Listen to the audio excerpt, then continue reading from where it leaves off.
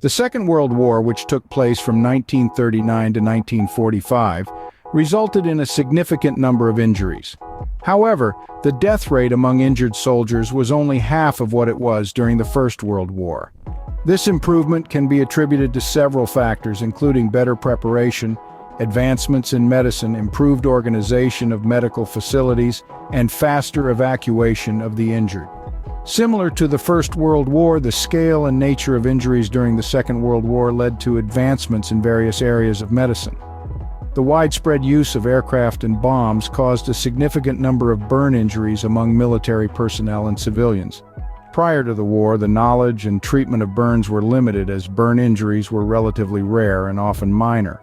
Plastic surgery was rarely necessary, as most major burn victims did not survive.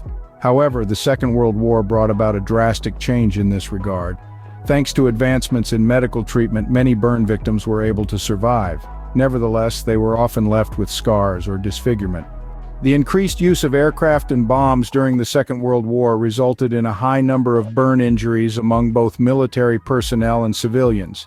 Before the war, the medical community had limited knowledge and treatment options for burns, as they were not commonly encountered. Major burn victims rarely survived long enough to require plastic surgery. However, the advancements in medical treatment during the Second World War allowed many of these victims to survive. Although their lives were saved, they often had to live with the physical and emotional scars of their injuries.